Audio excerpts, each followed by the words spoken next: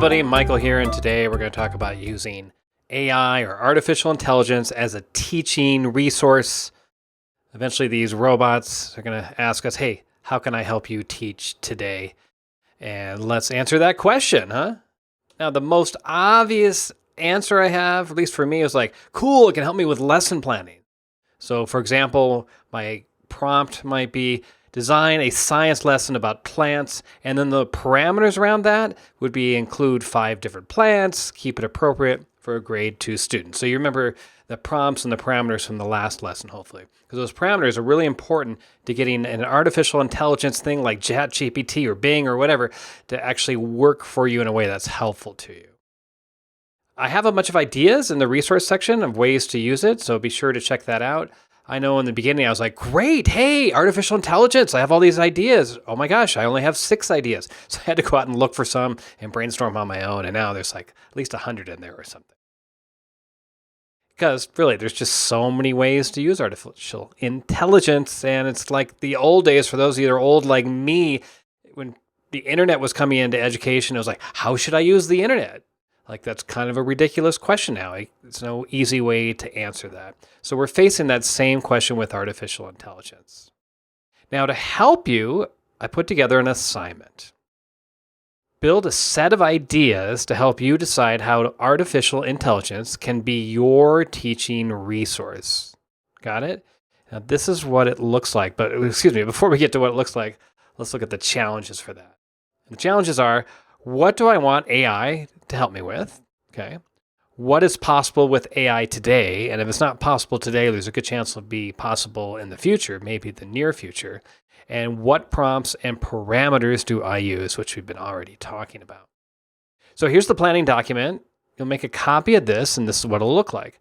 Up here, you'll just brainstorm things that you want. Maybe a discussion prompt of the day. Maybe you want to generate a story from student ideas. Students brainstorm a bunch of cool ideas, and you're like, hey, let's make a quick story about that, right? Like, how cool is that? You have to do that on your own at home. It'd be a real nightmare. You probably wouldn't do it. But with AI, it can do it instantaneously for you. Maybe you want a cartoon of the day. Maybe you want it to get you coffee. Now, you can see whether it's possible or not. Cartoon of the day, it can't generate a cartoon for you, but soon it will be able to generate a cartoon of the day for you. And it can't yet get you coffee. And I say not yet because, there's this little guy down here, and at some point, he's going to be in your room helping you out. So my hope is that it'll get you coffee pretty soon. Let's look at generating a story from student ideas. So here's my first level prompt, like the first thing I ask. Generate a story from my list of story ideas from my students. Now, if I put that into artificial intelligence like ChatGPT, it'll prompt me and say, well, what are the ideas? So instead of doing just that, I went ahead and made up some additional parameters. And don't forget, when it kicks out that story, even if you've used a bunch of parameters and you still don't like it, you can continue to tell it to make it funnier or not as funny or to take out certain words or whatever or what have you. So here's what I came up with. The story should be about cats and dogs, not getting along at first, but becoming friends later on. Write it like you would a Dr. Seuss story. Make it a little bit sad in the beginning, but after working out their problems, the animals are friends in the end. Make it a little funny in parts too. So in a pretend world, I asked my students, hey, what do you want a story about? They said cats and dogs, becoming friends. Maybe they were excited about that because they saw some movie. I don't know. And so we went ahead and brainstormed some ideas, some parameters. We can add more, and like they need to be the color yellow or one needs to be blue or whatever, and then have ChatGPT kick that out. So I did all that, and you can actually check it out here. This link will be available when you're looking at this document.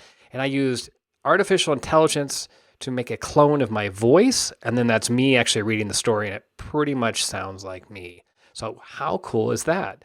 In the blink of an eye, I can take students' ideas, have a story get generated, and then have a robot essentially make a clone of my voice to say that story. Or speak that story. That's pretty cool. All right. One thing about your AI companion here, it has a seemingly endless knowledge base because it combs practically the entire internet. Speaks and acts very human, except that it needs very specific directions. And as another friendly reminder, directions really just mean parameters.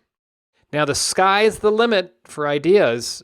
again, in the resource section, I have over 100 or so there, but there's just so many more ideas, and who knows how we're going to end up using it in the future. But it will be used. Don't forget, it does not mind or get upset if you do mansplaining. So give it very specific parameters. It just doesn't care if you do that. That's fine. And maybe one day it will act as our clone. We'll be in there helping the students, and AI will be helping us to help the students, and maybe even look like us. I don't know. All right. Go to it. Have fun with that assignment.